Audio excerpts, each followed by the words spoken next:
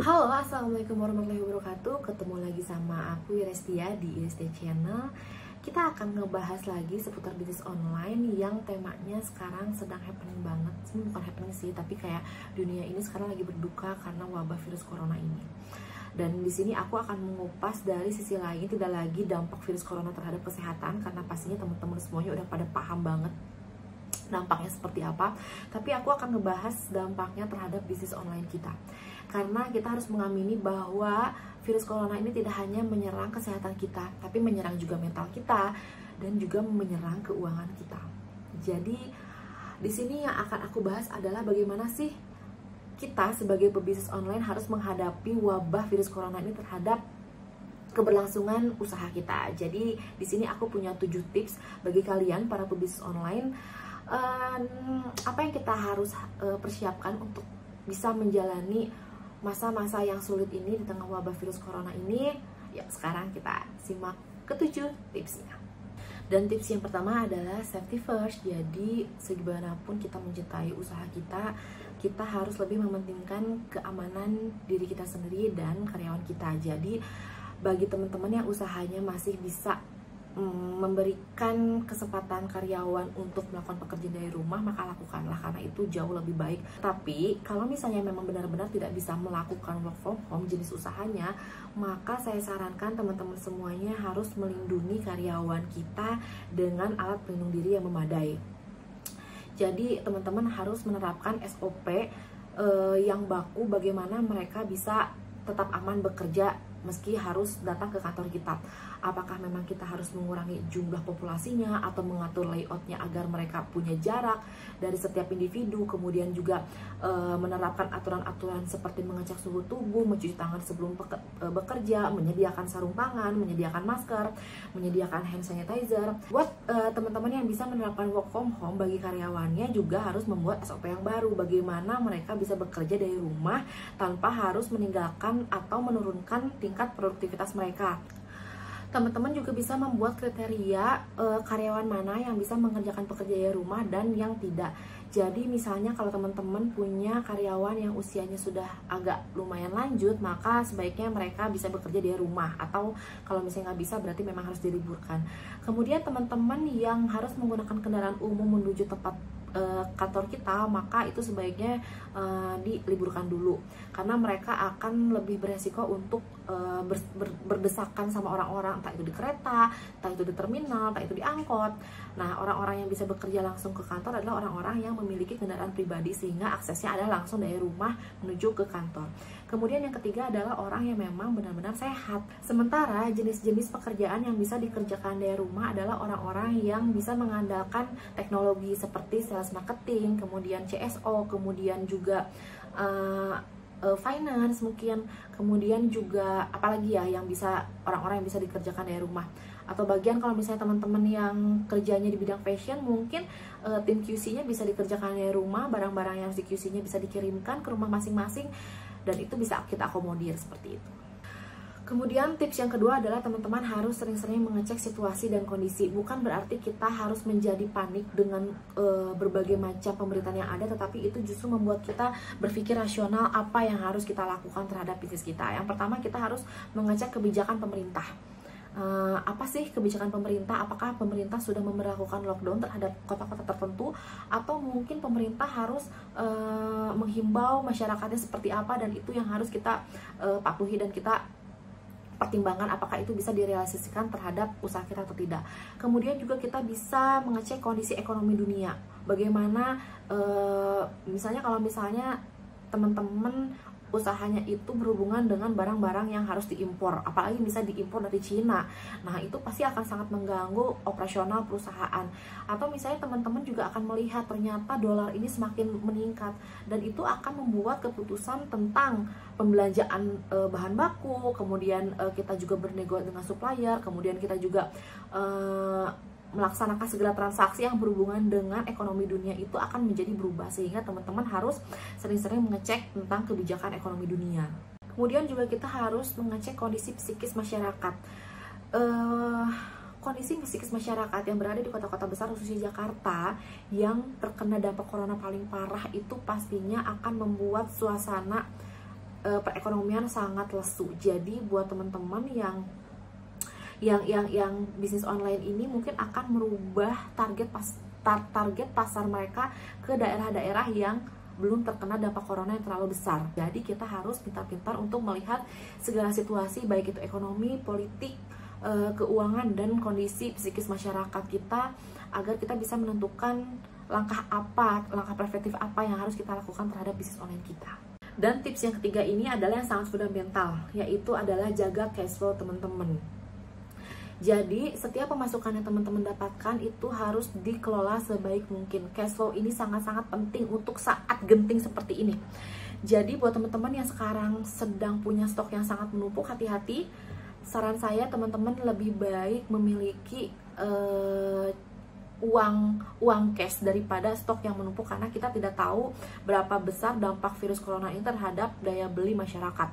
Pastinya akan menurun, sehingga itu akan mengganggu keuangan kita kalau ternyata uang kita lebih banyak di stok barang. Teman-teman bisa bandingkan omset teman-teman di bulan April dan Maret itu dibandingkan dengan bulan-bulan sebelumnya. Jika omset teman-teman terjadi penurunan sekitar 20%, maka yang harus teman-teman lakukan adalah stop produksi saat ini. Dengan catatan stok teman-teman cukup mumpuni untuk 3-4 bulan ke depan.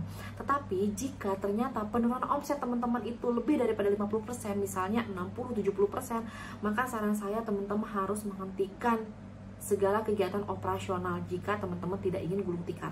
Teman-teman mungkin bisa menganalisis apakah produk yang sekarang teman-teman jual ini adalah produk-produk yang memang dibutuhkan oleh banyak orang ketika wabah virus corona ini mulai semakin parah. Nah, jika memang ternyata kendalanya adalah memang produk kita bukan yang dibutuhkan saat wabah corona ini mulai muncul, maka yang harus teman-teman lakukan adalah seperti tadi aku bilang, menurunkan tingkat produksi kita. Tetapi jika ternyata barang-barang yang teman-teman itu jual adalah yang memang dibutuhkan, seperti misalnya alat kesehatan, farmasi, kemudian juga makanan, itu pasti omset menurunnya ini dikarenakan terkendala masalah ekspedisi, karena pastinya ada beberapa jalur ke kota-kota tertentu yang menjadi terhambat karena ditutupnya kota tersebut atas kebijakan pemerintah masing-masing atau lockdown. Nah, jika itu yang terjadi, maka saran saya adalah teman-teman bisa mengalihkan target distribusi teman-teman ke tempat-tempat yang masih minim terkena dampak corona. Kemudian yang teman-teman bisa lakukan adalah menekan biaya operasional. Jadi kita bisa contohnya melakukan penundaan pembayaran yang besar, atau misalnya seperti pembayaran ke supplier. Kita bisa mengatur ulang, kita bisa negosiasi ke supplier kapan kita bisa melakukan cicilan pembayaran. Kemudian juga kita bisa melakukan penundaan investasi yang bersifat besar, pembelian gedung, pembelian tanah, pembelian mobil, pembelian hal-hal yang sebenarnya masih bisa ditunda lah gitu loh, nggak urgent banget. Kemudian yang kita lakukan adalah inventory control. Bagaimana caranya kita bisa mengontrol stok barang? Kita bisa mengurangi nilai PO kita terhadap supplier.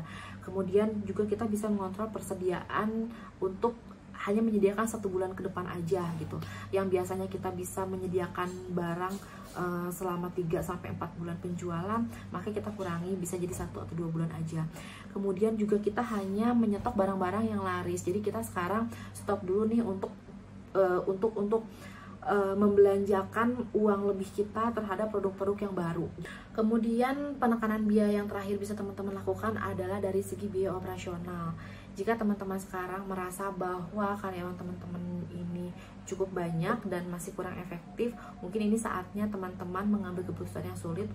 Kita harus bisa memastikan bahwa tim karyawan kita adalah orang-orang yang memang berkompeten dan memang yang memberikan kontribusi yang cukup baik terhadap perusahaan. Kemudian juga jika teman-teman sering melakukan tugas-tugas lembur pada karyawan, maka sebaiknya untuk momen-momen saat ini jangan ada lembur.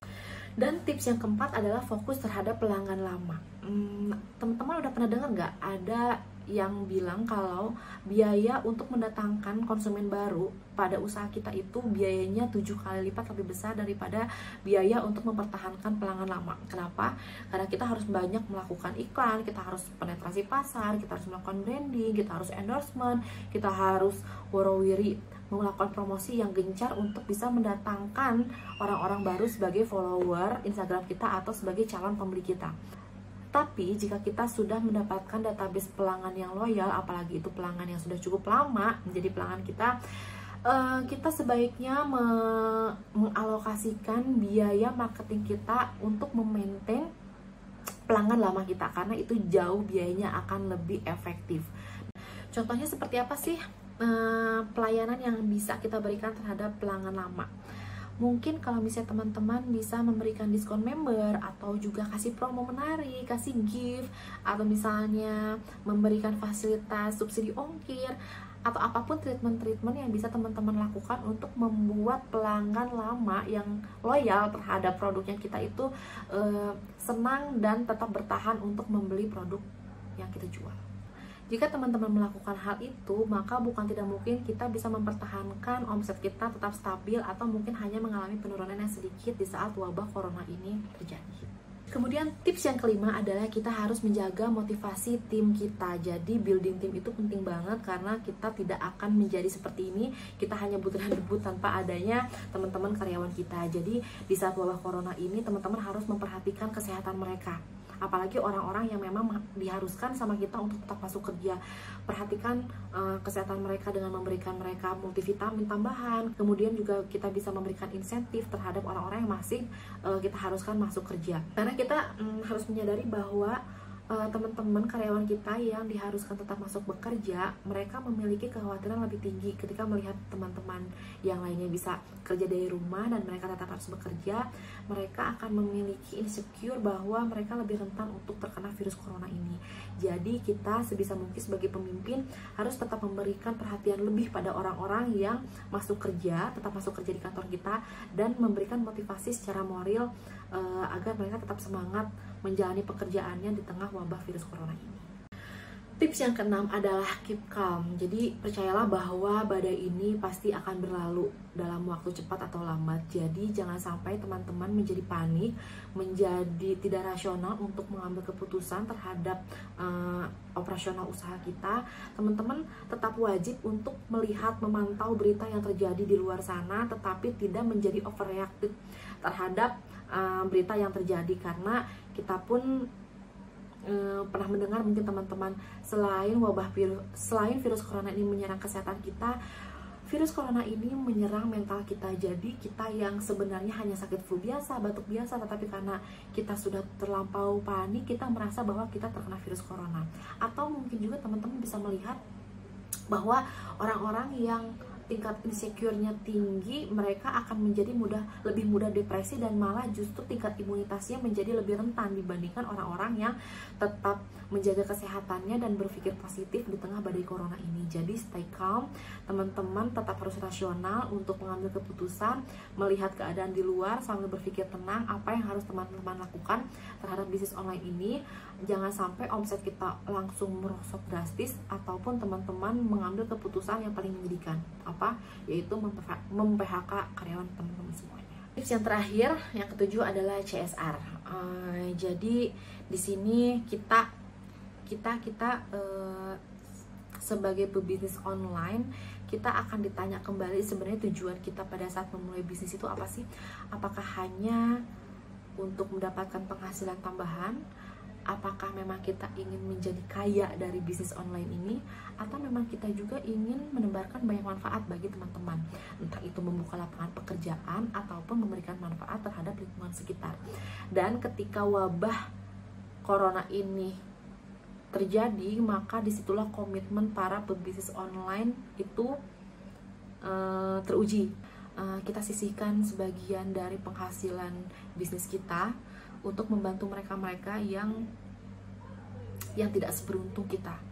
Jadi kita bisa memberikan bantuan berupa masker, hand sanitizer, kemudian juga kita juga bisa memberikan bantuan berupa makanan terhadap orang-orang, entah itu masyarakat sekitar ataupun terhadap tenaga medis, puskesmas, rumah sakit, dan sebagainya. Karena satu hal sih yang kita sadari, bahwa ternyata corona ini bukan hanya sekadar wabah yang menyerang kesehatan yang tadi aku bilang juga. Bagi masyarakat menengah ke atas, mungkin kita bisa melindungi diri kita dari wabah corona ini dengan stay safe, tinggal di rumah, social distancing, Tetapi sayangnya bagi orang-orang yang berpenghasilan menengah ke bawah, wabah corona ini tidak semata-mata menyerang kesehatan mereka, tetapi mereka melihat wabah corona ini sebagai kelaparan di depan mata. Kenapa? Karena mereka terancam untuk kehilangan penghasilan mereka, bahkan kehilangan pekerjaan mereka, yang artinya mereka tidak bisa seperti kita, tidak bisa menyimpan bahan makanan yang cukup, tidak bisa membeli multivitamin yang oke, tidak bisa berdiam diri di rumah. Mereka tetap harus keluar kerja karena mereka butuh penghasilan tambahan, dan disinilah hati nurani kita dikutuk untuk menolong orang-orang seperti mereka. Jadi ya, sekian dulu tips yang bisa aku share sama kalian semuanya, para pebisnis online yang sekarang lagi pusing gimana caranya menghadapi dampak ini terhadap bisnis online kita. Dan semoga bermanfaat. Ditunggu share komennya di bawah ini, juga like. Dan buat kalian yang baru nonton tapi belum subscribe ya, karena itu gratis. Jadi kita ketemu lagi di video selanjutnya, karena aku akan ngebahas jenis-jenis bidang usaha apa yang ternyata malah moncer di saat corona ini mewabah. Jadi ketika bisnis online kita sekarang lagi menurun, ternyata ada loh banyak sektor-sektor usaha yang ternyata malah jadi panen raya. Sektor usaha apa itu? Yuk kita simak di video selanjutnya. Oke, wassalamualaikum warahmatullahi wabarakatuh. Bye.